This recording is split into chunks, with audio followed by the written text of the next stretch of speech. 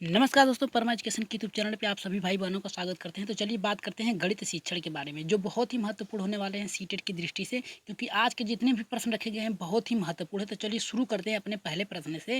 यहाँ पे बता दें कि जिन भाई बहनों ने अभी तक सब्सक्राइब नहीं किया तो पहले सब्सक्राइब कर लीजिए और साथ ही बेल आइकन का बटन दबाना न भूलें और साथ में शेयर करना न भूलें। ठीक है, तो चलिए शुरू करते हैं। यहाँ पे अपने पहले प्रश्न से शुरू करते हैं, देखते हैं पहला प्रश्न कितने लोगों का सही होता है। और हर प्रश्न को करते एकदम सही चलेंगे, क्योंकि पहला प्रश्न अगर सही होता है तो हमारा जो सोचने का नज़रिया होता है वो बहुत ही सकारात्मक हो जाता है। ठीक है, तो चलिए शुरू करते हैं यहाँ पे पहले प्रश्न से, देखते हैं कितने लोगों का पहला सही होता है। ठीक है, तो चलिए शुरू करते हैं। 1 मिनट कलर जरा चेंज कर दें इसका। तो चलिए शुरू करते हैं। यहाँ पे पहले प्रश्न से देख लेते हैं। पहला प्रश्न क्या करा है, गणित सभ्यता और संस्कृति का दर्पण है, यह कथन किसने कहा। ये कथन जो है और मैराथन क्लास में आप लोगों को करा दिया गया है, इसलिए इन सभी प्रश्नों को रिपीट करा जा रहा है ताकि आप लोग गलती न करें। ठीक है, तो चलिए शुरू करते हैं। यहाँ पे देखते हैं पहला हमारा क्या करा है, बेकन ने कहा है, हांग वेन ने कहा, या फिर लाक ने कहा, या फिर डटन ने कहा है। तो राइट आंसर हमारा क्या होगा, जल्दी से बताइए। यहाँ पे राइट आंसर क्या होगा हमारा, कि गणित सभ्यता और संस्कृति का दर्पण है, यह कथन किसने कहा है। वेकन ने कहा है, या फिर हांगवेन ने कहा, या लाक ने कहा, या फिर डटन ने कहा है। तो राइट आंसर जो जाएगा हमारा यहाँ पे किस पे जाएगा, जल्दी से बताइए, जल्दी से कमेंट करिए आप लोग जल्दी से। चलिए देख लेते हैं राइट आंसर क्या होगा हमारा। यहाँ पे राइट आंसर जो जाएगा हमारे यहाँ पे दूसरे के साथ जाएगा। हंगवेन ने कहा है। ठीक है, हंगवेन ने ये कहा है कि गणित सभ्यता जो है ये संस्कृति का दर्पण है, और ये कथन यहाँ पे हंगवेन ने कहा। और जो गणित होती है इसकी खुद की भाषा होती है। ठीक है, याद रखिएगा, गणित की खुद की भाषा होती है। ठीक है, तो राइट आंसर जो जाएगा हमारा यहाँ पे दूसरे के साथ जाएगा। ठीक है, चलिए आगे बढ़ते हैं अपने यहाँ पे दूसरे प्रश्न पे, देख लेते हैं हमारा दूसरा प्रश्न क्या कह रहा है, क्योंकि दूसरा प्रश्न भी बहुत ही महत्वपूर्ण होने वाले हैं। देखिए ये कह रहा है कि गणित विषय की पाठ्य पुस्तक किस विधि पर आधारित होकर लिखी जाती है। यहाँ पे देखिए कह रहा है कि जो गणित की विषय है, पाठ्य पुस्तक है, किस विधि पर आधारित होकर लिखी जाती है, यानी किससे आधारित होकर लिखी जाती है। पहला यहाँ पे कह रहा है कि संश्लेषण पे आधारित होती है, दूसरा कह रहा है प्रयोगात्मक पे, तीसरा कह रहा है आगमन, चौथा कह रहा है यहाँ पे दर्शन। तो राइट आंसर हमारा क्या होगा, जल्दी से बताइए। यहाँ पे राइट आंसर क्या होगा हमारा, पहला होगा, दूसरा होगा, तीसरा या फिर चौथा। तो राइट आंसर जल्दी से बताइए, कमेंट जल्दी से करिए और बताइए कि जल्दी से राइट आंसर क्या होगा। देखिए प्रयोगात्मक जो होता है प्रयोग करने से होता है। ठीक है, प्रयोग करने से होता है। ठीक है, खोज करने से होता है। ठीक है, आगमन में क्या होता है, उदाहरण दिया जाता है। ठीक है, उदाहरण दिया जाता है। प्रदर्शन में किसी संख्या या पद्धति को उस पर लिखा जाता है। ठीक है, लिखा जाता है। लेकिन हमारा संश्लेषण जो होता है ये व्याख्या होती है। ठीक है, व्याख्या होती है, व्याख्या सहित, नियम सहित। ठीक है, नियम के सहित होती है। और याद रखिएगा इसमें तर्क करने की शक्ति निहित होती है। ठीक है, तो राइट आंसर जो जाएगा यहाँ पे हमारा पहले के साथ जाएगा, संश्लेषण के साथ जाएगा। न प्रयोगात्मक में नहीं जाएगा, ना ही उदाहरण पे जाएगा, ना ही प्रदर्शनी पे जाएगा। ठीक है, तो राइट आंसर जो रहेगा हमारा यहाँ पे पहला रहेगा। चलिए आगे बढ़ते हैं अपने यहाँ पे तीसरे प्रश्न पे, देख लेते हैं तीसरा प्रश्न हमारा यहाँ पे क्या कह रहा है। देखिए तीसरा प्रश्न भी बहुत ही महत्वपूर्ण है, क्योंकि यहाँ पे देखिए कह रहा है कि प्राथमिक स्तर पे, यहाँ पे डायरेक्ट पूछ दिया है कि प्राथमिक स्तर की बात क्या है, न कि उच्च स्तर की बात क्या है। प्राथमिक स्तर पर गणित का क्या महत्व होता है, तो प्राथमिक स्तर पर गणित का क्या महत्व होता है, सांस्कृतिक होता है, सामाजिक होता है, धार्मिक होता है, या फिर मानसिक होता है। तो राइट आंसर जल्दी से बताइए आप लोग, तीसरे का राइट आंसर हमारा क्या होगा। तो आप लोगों को, सभी लोगों को पता है जो गणित होती है, ठीक है, गणित चाहे प्राथमिक स्तर पे हो चाहे वो उच्च स्तर पे हो, ठीक है, तो उसका काम ही होता है कि तर्क करना। ठीक है, तर्क करना होता है। तर्क के माध्यम से आप सोच विचार कर प्रश्नों को क्या करते हैं, उसका उत्तर देते हैं। ठीक है, उसका उत्तर देते हैं। तो राइट आंसर क्या जाएगा, संस्कृति पे जाएगा, सामाजिक पे जाएगा, धार्मिक या फिर मानसिक पे। जब तर्क दे रहा है बालक तो किस पे जाएगा हमारा यहाँ पे राइट आंसर, चौथे पे जाएगा, मानसिक होता है। क्योंकि गणित को हल करने के लिए आपकी मानसिक शक्ति जो होती है वो मजबूत होनी चाहिए। ठीक है, तो राइट आंसर जो जाता है हमारा यहाँ पे चौथे के साथ जाएगा। ठीक है, चलिए आगे बढ़ते हैं अपने चौथे प्रश्न की पे, देख लेते हैं चौथा प्रश्न हमारा यहाँ पे क्या कह रहा है। देखिए चौथा प्रश्न तो और भी मज़ेदार है, क्योंकि यहाँ पे उपलब्धि की बात कर दिया है। यहाँ पे देखिए कह रहा है कि उपलब्धि परीक्षण और नैदानिक परीक्षण में अंतर क्या होता है। अब ये बताइए कि उपलब्धि परीक्षण क्या होता है और नैदानिक परीक्षण क्या होता है, इनको हम लोग जान लेंगे। पहले ये बताइए कि उत्तर हमारा कौन सा होगा। ठीक है, उपलब्धि परीक्षण और नैदानिक परीक्षण में अंतर क्या होता है। यहाँ पे देखिए पहला कह रहा है कि उद्देश्यों का होता है, दूसरा कह रहा है प्रकृति का होता है, तीसरा कह रहा है कि कठिनाई स्तर का होता है, या फिर चौथा हमारा कह रहा है कि कोई नहीं। तो राइट आंसर जल्दी से बताइए आप लोग कि राइट आंसर हमारा क्या होगा, पहला होगा, दूसरा होगा, तीसरा होगा, या फिर चौथा होगा। तो राइट आंसर जल्दी से कमेंट करिए आप लोग, जल्दी से कमेंट करिए कि राइट आंसर हमारा क्या होगा। देखिए यहाँ पे कह रहा है कि उपलब्धि परीक्षण और नैदानिक परीक्षण में अंतर क्या होता है। ठीक है, तो राइट आंसर जो जाएगा हमारा उद्देश्य का होता है। ठीक है, राइट आंसर जो जाएगा हमारा यहाँ पे पहले के साथ जाएगा। ठीक है, उपलब्धि परीक्षण और नैदानिक परीक्षण में आपकी जो जो कठिनाई होती है उसे उसका निवारण किया जाता है, उसको आपकी कठिनाई को दूर किया जाता है। उपलब्धि में आपने कितनी उपलब्धि प्राप्त की है किसी विषय में, आपकी कितनी योग्यता है, उसका परीक्षण किया जाता है। ठीक है, तो उद्देश्य का इसका नैदानिक का उद्देश्य अलग होता है और उपलब्धि का उद्देश्य अलग होता है। ठीक है, तो राइट आंसर हमारा यहाँ पे पहले के साथ जाएगा। चलिए आगे बढ़ते हैं, पांचवें प्रश्न पे देख लेते हैं हमारा पांचवा प्रश्न क्या कह रहा है। देखिए पांचवा प्रश्न ये कह रहा है हमारा कि गणित की सभी शाखाओं में प्राचीनतम कौन सी है, यानी जो गणित की शाखा है उसमें सबसे प्राचीनतम कौन सी शाखा है। ठीक है, तो हमने आप लोगों को पहले ही बता दिया है कि वो कौन सा होगा, तो आप लोग यहाँ पे बताइए कि राइट आंसर हमारा क्या होगा। यहाँ पे पहला होगा, दूसरा होगा, तीसरा या फिर चौथा। रेखा गणित होगी या फिर सांख्यिकी होगी या फिर बीज गणित होगी या फिर अंक गणित होगी। ठीक है, तो राइट आंसर हमारा क्या होगा कि जो प्राचीनतम एकदम जो शाखा है गणित की वो कौन सी है। रेखा गणित पे आप लोग जा रहे हैं या फिर संख्या पे या फिर बीज गणित पे या फिर अंक गणित पे। तो राइट आंसर जो जाएगा हमारा यहाँ पे पांचवें का राइट आंसर जो होगा यहाँ पे चौथा होगा। ठीक है, जो गणित की प्राचीनतम शाखा है वो कौन सी है, तो वो हमारी अंक गणित है। ठीक है, यहाँ पे पहले हम साधारण यानी जो प्राथमिक स्तर आता है यानी प्रथम चरण जो आता है उसमें हम जोड़ गुणा घटाना भाग की प्रयोग हम बात करते हैं। ठीक है, तो शुरुआती जो क्रम होता है हमारा अंक गणित से शुरू होता है और प्राचीनतम संख्या भी हमारी जो है वो हमारे यहाँ पे अंक गणित है। क्योंकि जो पहले प्राचीनतम समय में क्या था कि पहले ये अंक गणित आया, फिर इसके अंतर्गत ही सभी व्याख्याएं बीज गणित आए, इसी से संख्या आया, फिर इसी से गणितीय आएगा, फिर रेखा गणित आई। ठीक है, तो राइट आंसर यहाँ पे हमारा जाएगा चौथे के साथ। चलिए आगे बढ़ते हैं अपने छठे प्रश्न पे, देख लेते हैं छठा प्रश्न हमारा यहाँ पे क्या कह रहा है। देखिए छठा प्रश्न भी बहुत ही महत्वपूर्ण है, क्योंकि यहाँ पे देखिए करा है कि रेखा गणित में प्रायोगिक स्तर पर प्रयुक्त होने वाली शिक्षण विधि है।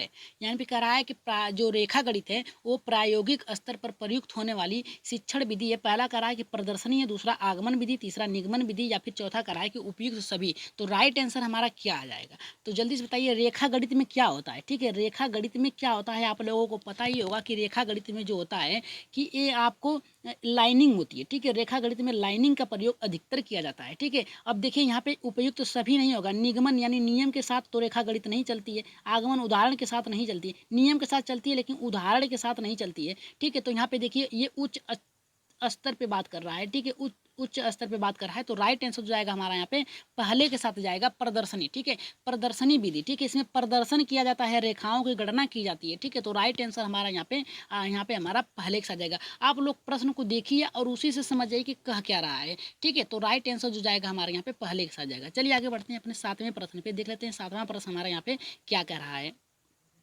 देखिए सातवां प्रश्न ये कह रहा है कि जेकब, ठीक है, जेकब एल मारेनो का संबंध किस विधि से है। ठीक है, यहाँ पे कह रहा है कि जो जेकल एल मारेनो है इनका संबंध किस विधि से है। पहला कह रहा है कि प्रश्न उत्तर विधि से, दूसरा कह रहा है कि सूक्ष्म शिक्षण विधि, और तीसरा ये कह रहा है कि व्यक्ति अध्ययन विधि, और चौथा कह रहा है कि समाज मीति विधि। ठीक है, तो राइट आंसर हमारा कौन सा होगा, जल्दी से बताइए कि इसका राइट आंसर क्या होगा।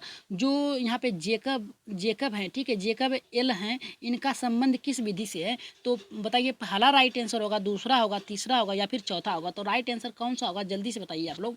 तो जो इसका राइट आंसर होगा सातवें का हमारा यहाँ पे चौथा होगा। ठीक है, समाज मिति से यहाँ पे जेकब एल मारेनो का संबंध है। ठीक है, समाज मिति से। ठीक है, चलिए आगे बढ़ते हैं अपने यहाँ पे आठवें प्रश्न पे, देख लेते हैं आठवां प्रश्न हमारा क्या कह रहा है। ठीक है, यहाँ पे देखिए आठवां प्रश्न ये कह रहा है कि गणित विषय की विशेषता है, यानी गणित विषय की कौन सी विशेषता है, कौन सी विशेषता पाई जाती है। तर्कपूर्णता विशेषता पाई जाती है, या फिर परिणामों की निश्चितता पाई जाती है, या फिर शुद्धता पाई जाती है, या फिर सभी पाई जाती है। तो राइट आंसर हमारा आठवें का क्या होगा, जल्दी से बताइए आप लोग कि राइट आंसर हमारा आठवें का क्या होगा। जो गणित के विषय है उसमें विशेषता पाई जाती है, तर्कपूर्णता पाई जाती है, या फिर परिणामों की निश्चितता पाई जाती है, या फिर शुद्धता पाई जाती है, या फिर सभी।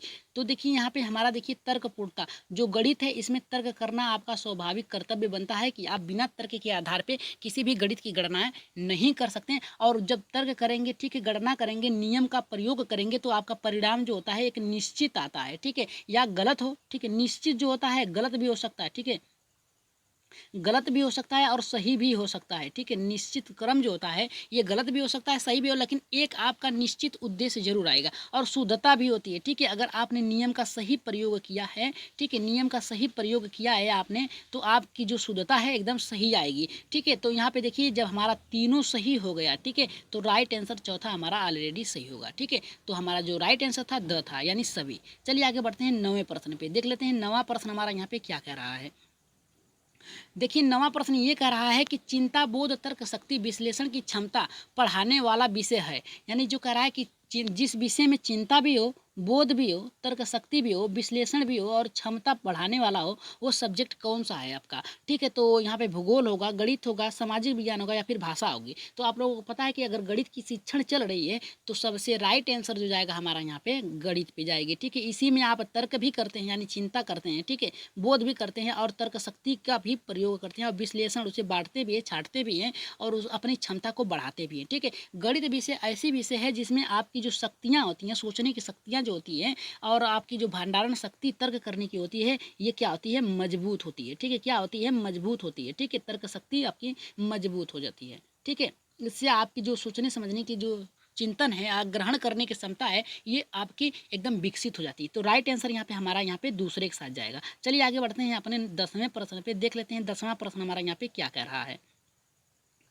देखिए 10वां प्रश्न ये कह रहा है कि किसी वृत्त, ठीक है, किसी वृत्त परिधि तथा व्यास में संबंध स्थापित करना, इनमें से कौन सी विधि सहायक होती है, यानी विधि में से कौन सी विधि सहायक होती है। तो यहाँ पे देखिए पहला हमारा ये कह रहा है कि संश्लेषण विधि के द्वारा आप क्या करते हैं, वृत्त परिधि और व्यास का संबंध निकालते हैं, उसमें स्थापित होता है। और दूसरा कह रहा है प्रयोगात्मक विधि, तीसरा कह रहा है कि आगमन विधि और चौथा कह रहा है यहाँ पे कि प्रदर्शन विधि। तो 10वें का राइट आंसर हमारा क्या होगा, ठीक है। तो देखिए आप क्या करेंगे, अगर कोई वृत्त है, ठीक है, उसकी परिधि निकाल रहे हैं, ठीक है, परिधि निकाल रहे हैं, ठीक है, उसका व्यास निकाल रहे हैं, ठीक है, तो आप क्या करेंगे, ठीक है, उसमें क्या करते हैं, आप क्या करते हैं, उसमें प्रयोगात्मक यानी प्रयोग करते हैं। क्या करते हैं आप, प्रयोग करते हैं। प्रयोग करके ही ए बी सी उसका मान रखते हैं, ठीक है, उसका प्रयोग करते हैं। उसके करने के बाद, प्रयोग करने के बाद आप क्या करते हैं, उसे सॉल्व करते हैं, ठीक है। तो राइट आंसर जो जाएगा हमारा यहाँ पे दूसरे के साथ जाएगा, ठीक है। यहाँ पे प्रयोगात्मक विधि होगी, ठीक है। चलिए आगे बढ़ते हैं अपने यहाँ पे 11वें प्रश्न पे, देख लेते हैं 11वां प्रश्न हमारा यहाँ पे क्या कह रहा है। देखिए 11वां प्रश्न ये कह रहा है कि गणित में निदानात्मक शिक्षण का उद्देश्य है, यानी गणित में जो निदान दिया जाता है बालकों को, उसका उद्देश्य क्या होता है।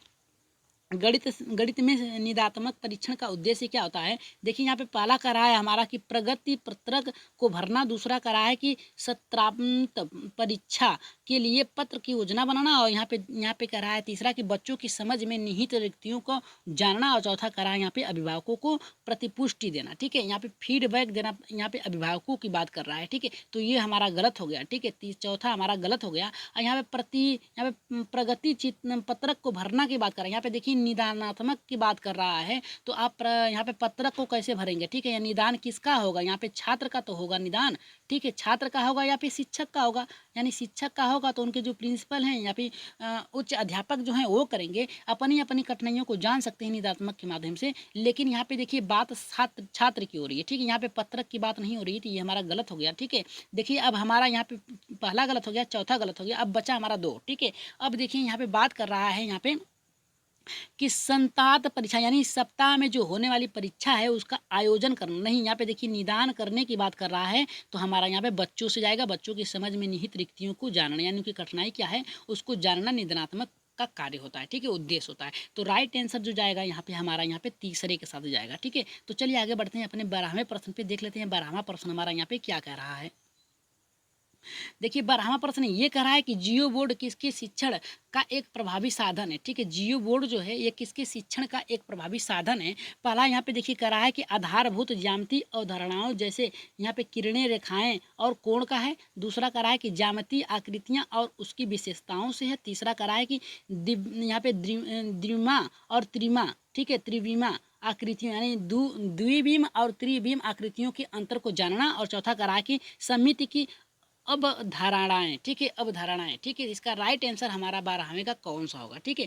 अब राइट आंसर कौन-सा होगा इसे हम कैसे जानेंगे, ठीक है। यहाँ पे देखिए जियो बोर्ड की बात कर रहा है, ठीक है, जियो बोर्ड की बात कर रहा है तो इसका प्रयोग अधिकतर आपकी ज्यामितीय आकृतियों और उनकी विशेषताओं को जानने में के लिए किया जाता है, ठीक है। तो यहाँ पे देखिए यहाँ पे आधारभूत की बात किया है, ज्यामिति और यहाँ पे अवधारणाएँ, ठीक है, अवधारणाएँ नहीं लिखा है, ठीक है, अवधारणाएँ जैसे किरणें की बात कर दिया है, ठीक है। लेकिन यहाँ पे देखिए ज्यामितीय आकृतियाँ, ठीक है, जो ज्यामिति की आकृतियाँ हैं उसकी विशेषताओं को जानने के लिए प्रभावी होता है, साधन होता है, ठीक है। तो राइट आंसर जो जाएगा हमारा यहाँ पे दूसरे के साथ जाएगा, याद रखिएगा दूसरे के साथ 12वें का जाएगा। तो चलिए आगे बढ़ते हैं अपने यहाँ पे 13वें प्रश्न पे देख लेते हैं। 13वां प्रश्न हमारा क्या कह रहा है और ये बहुत ही महत्वपूर्ण है, ठीक है। यहाँ पे ये बहुत ही महत्वपूर्ण होने वाली है क्योंकि यहाँ पे देखिए क्या कह रहा है, देखिए कह रहा है कि निम्नलिखित पैटर्न से क्या ज्ञात होता है।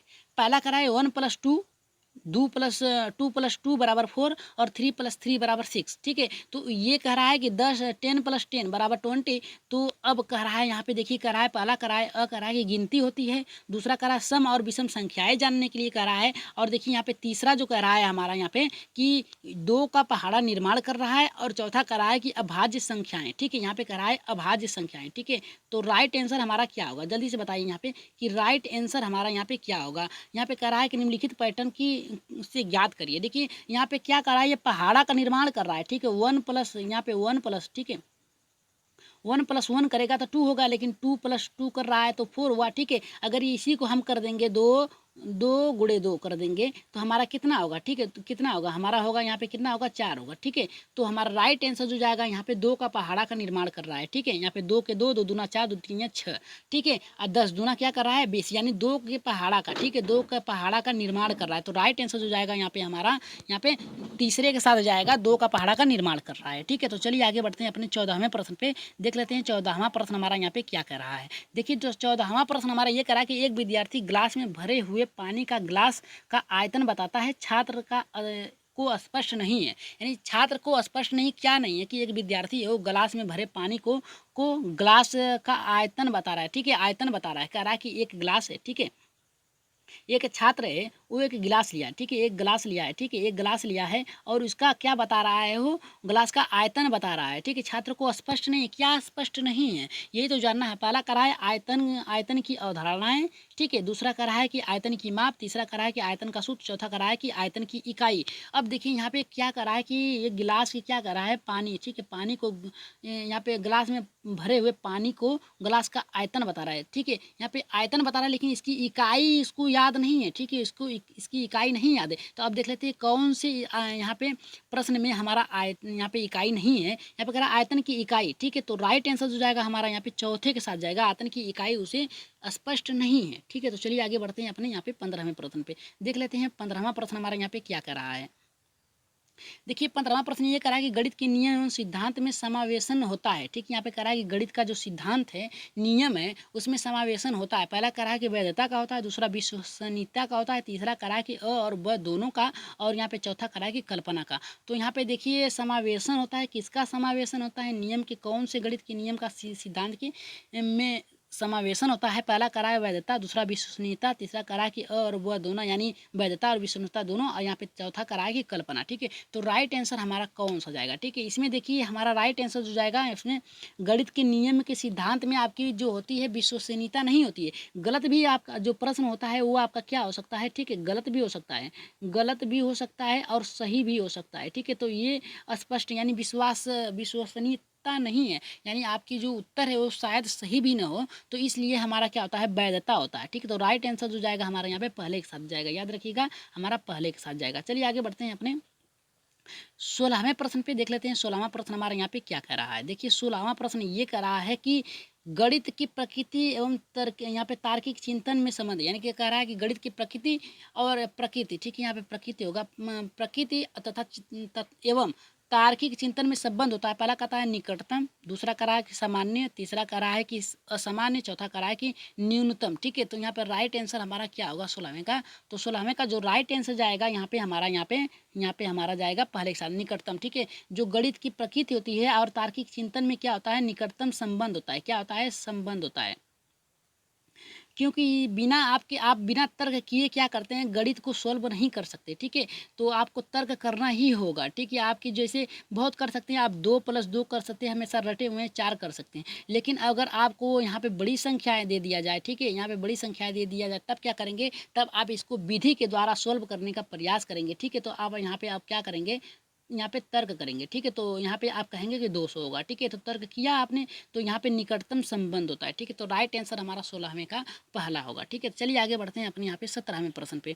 देख लेते हैं 17वां प्रश्न हमारा यहाँ पे क्या कह रहा है। देखिए 17वां प्रश्न ये कह रहा है कि गणित विषयों पर होने वाले अनुसंधानों में योगदान, यहाँ पे प्रमुख योगदान होता है। पहला कह रहा है कि कल्पना का, दूसरा कह रहा है यहाँ पे तार्किक चिंतन का, तीसरा कह रहा है कि गणितीय मूल्य का, और चौथा कह रहा है कि गणितीय समस्याओं का। तो राइट आंसर हमारा कौन सा होगा, जल्दी से बताइए यहाँ पे कि राइट आंसर हमारा क्या होगा, पहला होगा, दूसरा होगा, तीसरा या फिर चौथा, ठीक है।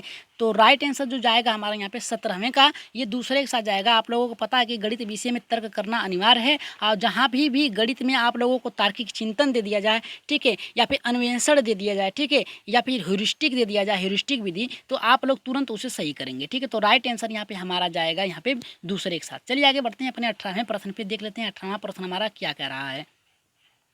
देखिए 18वां प्रश्न ये करा कि किस विषय में अमूर्त ज्ञान को मूर्त रूप प्रदान किया जाता है, ठीक। यहाँ पे कह रहा है कि किस विषय में अमूर्त ज्ञान को मूर्त रूप में प्रदान किया जाता है। यहाँ पे देखिए पहला हमारा कह रहा है कि गणित विषय में, दूसरा कह रहा है कि भूगोल में, तीसरा इतिहास में, चौथा कह रहा है कि हिंदी में। तो राइट आंसर हमारा कौन सा होगा, आप लोगों को पता है कि अमूर्त मिस होता है आपको तार्किक चिंतन करना, मूर्त अमूर्त होता जो होता है, ठीक है। तो यहाँ पे राइट आंसर जो जाएगा हमारा यहाँ पे पहले के साथ जाएगा, गणित में ही आप मूर्त और अमूर्त चिंतन कर सकते हैं, ठीक है। तो राइट आंसर यहाँ पे हमारा जाएगा यहाँ पे पहले के साथ जाएगा। थोड़ा बारिश चालू हो गई है, बारिश आ गई है, तो कोई बात नहीं, शोर होगा, लेकिन हम अपनी क्लास को जारी रखेंगे, ठीक है, क्योंकि बारिश हो रही है, शोर भी होगा, ठीक है। चलिए शुरू करते हैं यहाँ पे 19वें प्रश्न पे, देख लेते हैं 19वां प्रश्न हमारा क्या कह रहा है। देखिए 19वां प्रश्न ये करा कि गणित की तुलना धार तेज करने वाले पत्थर से की जाती है, कथन किसका है। यहाँ पे हाफ्स का कह रहा है, दूसरा फ्रावेल का, तीसरा कह रहा है कि फ्रायड, चौथा कह रहा है कि स्किनर। तो राइट आंसर हमारा क्या होगा, तो हाफ्स ने कहा है कि गणित की जो तुलना किया है इन्होंने, यहाँ पे तुलना किया है गणित की यहाँ पे पत्थर से, ठीक है, पत्थर से की जाती है, ठीक है। तो राइट आंसर यहाँ पे हमारा जाएगा पहले के साथ जाएगा, ठीक है। राइट आंसर होगा हमारा यहाँ पे पहला, ठीक है, हाफ्स ने कहा है, ठीक है। तो चलिए आगे बढ़ते हैं यहाँ पे 20वें प्रश्न पे, देख लेते हैं 20वां प्रश्न हमारा यहाँ पे क्या कर रहा है। देखिए 20वां प्रश्न ये कह रहा है कि निम्नलिखित में से किस कार्य में गणित उपयोगी होता है, ठीक है। यानी गणित का उपयोग किस कार्य में होता है, मानसिक में होता है, दूसरा कह रहा है शारीरिक में, तीसरा कह रहा है दार्शनिक में, चौथा कह रहा है कि भौतिकी में। तो राइट आंसर हमारा जल्दी से बताइए कि जो गणित, ठीक है, यहाँ पे कह रहा है कि निम्नलिखित में से किस कार्य में गणित उपयोगी होता है, ठीक है। तो यहाँ पे जल्दी से बताइए। देखिए मानसिक की जो यहाँ पे दिया है इस पर मत जाइएगा, क्यों नहीं जाएंगे, क्योंकि यहाँ पे देखिए किस कार्य में किया जाता है, ठीक है, न कि सोचने विचारने की बात कर रहा है, ठीक है, यहाँ पे कार्य की बात कर रहा है, ठीक है। तो यहाँ पे बालक से नहीं है, ठीक है, तो ये गलत हो गया। अब बताइए शारीरिक में होता है, दार्शनिक में होता है, या फिर भौतिक में। अगर मानसिक से काट देंगे तो आप शारीरिक भी कट जाएगा, तो अब आप लोगों का बचा सिर्फ 2। तो राइट आंसर हमारा 20वें का कौन सा होगा, तो 20वें का जो राइट आंसर होगा हमारे यहाँ पे दार्शनिक होगा, ठीक है, दार्शनिक होगा, ठीक है। दार्शनिक विकास में गणित का उपयोग किया, सॉरी यहाँ पे उपयोग नहीं की बात किया है, सॉरी यहाँ पे ध्यान नहीं दिए, उपयोग की बात नहीं। यहाँ पे देखिए, यहाँ पे मानसिक तर्क पे भी होगा, और यहाँ पे शारीरिक भी होगा, और यहाँ पे देखिए कह रहा है कि भौतिकी में भी होगा, ठीक है। आप कैलकुलेट करते हैं भौतिकी में, किसी भी विषय को जानने के लिए, प्रयोग को जानने के लिए आप गणित का प्रयोग करते हैं, लेकिन दार्शनिक में जो होता है यहाँ पे प्रयोग नहीं होता है, ठीक है। हमने यहाँ पे नहीं देखा, लेकिन इसके लिए क्षमा चाहते हैं। तो यहाँ पे राइट आंसर जो जाएगा यहाँ पे हमारा तीसरे के साथ जाएगा, ठीक है। तो चलिए यहाँ पे आगे बढ़ते हैं अपने 21वें प्रश्न पे, देख लेते हैं 21वां प्रश्न हमारा यहाँ पे क्या कह रहा है। देखिए 21वां प्रश्न ये कह रहा है कि गणितीय भाषा का स्वरूप होता है, जो गणित की भाषा है इसका स्वरूप होता है, कैसा होता है, सामान्य भाषा के रूप में होता है, दूसरा कह रहा है कि पृथक भाषा के रूप में होता है, और यहाँ पे तीसरा कह रहा है कठिन भाषा के रूप में होता है, और चौथा कह रहा है कि सरल भाषा के रूप में होता है।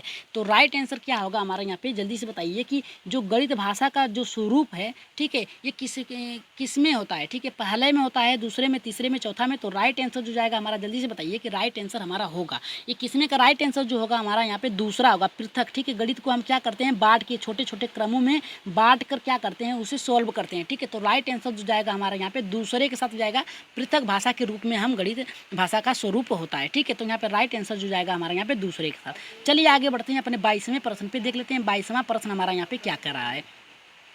देखिए 22वां प्रश्न हमारा ये करा है कि गणित सभी विज्ञानों का द्वार एवं कुंजी है, ये कथन किसका है। ठीक है, तो ये प्रश्न आप लोगों को ऊपर जो था क्रम वो थोड़ा सा घुमा दिया गया था, लेकिन प्रश्न इसमें दूसरा है। देखिए कह रहा है कि गणित सभी विज्ञानों, ठीक है, गणित सभी विज्ञानों का द्वार एवं कुंजी है, ये कथन किसका है। रोजर बेकर का है। दूसरा कह रहा है कि हैमिल्टन का है। तीसरा कह रहा है प्लूटो का है। चौथा कह रहा है कि रसेल का है। ठीक है, तो राइट आंसर हमारा क्या होगा 22 का। तो 22 का राइट आंसर जो जाएगा आप लोगों ने ऊपर ही सॉल्व किया है, रोजर बेकर। ठीक है, रोजर बेकर, वहाँ पे बेकर था। ठीक है, यहाँ पे रोजर बेकर पूरा नाम दे दिया गया है। ठीक है, तो राइट आंसर जो जाएगा हमारा यहाँ पे पहले के साथ जाएगा। रोजर बेकर ने कहा है कि गणित जो है सभी विज्ञानों का, ठीक है, विज्ञानों का द्वार एवं कुंजी है। ठीक है, इसके माध्यम से ही आप सभी समस्याओं को सोल्व करते हैं, तार्किक चिंतन को आगे बढ़ाते हैं। ठीक है, तो राइट आंसर यहाँ पे हमारा पहले के साथ जाएगा। चलिए आगे बढ़ते हैं 23वें प्रश्न पे। ठीक है, 23वें प्रश्न को देख लेते हैं। 23वां प्रश्न हमारा यहाँ पे क्या है। आज हम आप लोगों को शेयर करने के लिए नहीं कहेंगे, क्योंकि आप लोगों को कहते हैं आप लोग शेयर नहीं करते हैं, तो आज आप लोग पढ़िए बस। ठीक है जी, देखते हैं आप जिसको देखना होगा वो देख लेंगे। ठीक है, तो आप लोग शेयर मत करिए, जितने लोग हैं बस पढ़ते रहिए। ठीक है, यहाँ पे कह रहा है कि गणित के अध्ययन से एक बच्चे में किस गुण का विकास होता है। जो गणित का अध्ययन है, ठीक है, उससे एक बच्चे में कौन से गुण का विश्वास यहाँ पे विकास होता है। पहला यहाँ पे कह रहा है कि आत्मविश्वास का, दूसरा कह रहा है कि तार्किक सोच का, और यहाँ पे तीसरा करा कि विश्लेषण, यहाँ पे विश्लेषिक का, और चौथा करा कि सभी। ठीक है, यहाँ पे देखिए विश्लेषिक नहीं होगा, विश्लेषण का होता है। ठीक है, यहाँ पे विश्लेषण का होगा। ठीक है, विश्लेषण का भी होगा, तार्किक भी होगा, और आत्मविश्वास का। तो राइट आंसर जो जाएगा हमारा 23 का सभी पे जाएगा। राइट आंसर जो होगा हमारा यहाँ पे सभी, आत्मविश्वास भी होता है, तार्किक भी होता है, और विश्लेषण भी होता है। ठीक है, विश्लेषण में से क्या होता है, आप बांटते हैं। ठीक है, छोटे छोटे क्रम में आप करके लिखते हैं। तार्किक में क्या होता है, बालक किसी भी प्रश्न को सोल्व करने के लिए तार्किक चिंतन यानी अमूर्त चिंतन का प्रयोग करता है। आत्मविश्वास, अगर एक प्रश्न सोल्व हो गया तो उसका आत्मविश्वास जो होता है बढ़ जाता है।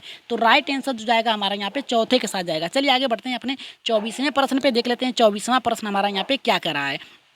देखिए 24वां प्रश्न हमारा ये कह रहा है कि गणित में किस विधि में हम प्राय सूत्र तथा नियमों की सहायता लेते हैं। ठीक है, तो राइट आंसर हमारा क्या होगा, जल्दी से बताइए आप लोग कि राइट आंसर हमारा क्या होगा। विश्लेषण होगा, यहाँ पे संश्लेषण, विश्लेषण होगा, आगमन होगा, या फिर निगमन होगा। तो राइट आंसर हमारा क्या होगा। ठीक है, जल्दी से बताइए कि गणित में किस विधि में हम प्राय सूत्र तथा नियमों का सहायता लेते हैं। तो आप लोगों को पता है कि यहाँ पे देखिए जो आगमन होता है ये उदाहरण से संबंधित होता है। ठीक है, और निगमन जो होता है नियम से होता है। ठीक है, तो राइट आंसर आप लोग जान ही गए होंगे कि जिसमें नियम होगा वही हमारा निगमन है। ठीक है, तो राइट आंसर हमारा यहाँ पे चौथे के साथ जाएगा। याद रखिएगा चौथा होगा हमारा राइट आंसर। ठीक है, तो चलिए आगे बढ़ते हैं अपने 25वें प्रश्न और अंतिम प्रश्न पे देख लेते हैं। 25वां प्रश्न हमारा यहाँ पे क्या कह रहा है। देखिए 25वां प्रश्न ये कह रहा है कि छात्र गणितीय गणना में गति प्राप्त करते हैं। यहाँ पे जो छात्र हैं वो गणितीय गणना में यहाँ पे गति प्राप्त करते हैं, और ये क्या कहलाता है। पहला कह रहा है कि चर्चा या वाद विवाद द्वारा होता है। दूसरा कह रहा है कि मौखिक कार्य द्वारा होता है। तीसरा कह रहा है लिखित कार्य द्वारा होता है। चौथा कह रहा है कि अभ्यास द्वारा होता है। ठीक है, तो 25वें का राइट आंसर क्या होगा हमारा, जल्दी से बताइए कि यहाँ पे 25वें का राइट आंसर क्या होगा। किसमें गति प्राप्त करता है गणितीय छात्र गणना में। तो यहाँ पे देखिए पहला सही होगा, दूसरा सही होगा, तीसरा या फिर चौथा। तो राइट आंसर जो जाएगा हमारा यहाँ पे चौथे के साथ जाएगा। याद रखिएगा अभ्यास द्वारा। ठीक है, अभ्यास द्वारा गणितीय गणनाओं में बालक जो होता है गति प्राप्त, क्योंकि गणित जो होता है, गणित जो विषय होती है, ठीक है, आपकी तार्किक होती है। ठीक है, क्या होती है, तार्किक होती है। तार्किक होने के साथ साथ आप क्या करते हैं, यहाँ पे अभ्यास करते हैं। ठीक है, अभ्यास, गणित में जितना आप अभ्यास करेंगे, ठीक है, अभ्यास करेंगे उतनी ही आप गति प्राप्त करेंगे। ठीक है, तो राइट आंसर जो जाएगा हमारा यहाँ पे चौथे के साथ जाएगा। ठीक है, और आज की क्लास कैसी लगी एक बार कमेंट बॉक्स में जरूर दीजिएगा अपना सुझाव। ठीक है, आज के लिए इतना ही, और अपना ख्याल रखिएगा और अच्छे से तैयारी करिए। तो अगले क्लास के लिए इजाज़त दीजिए, तब तक के लिए धन्यवाद।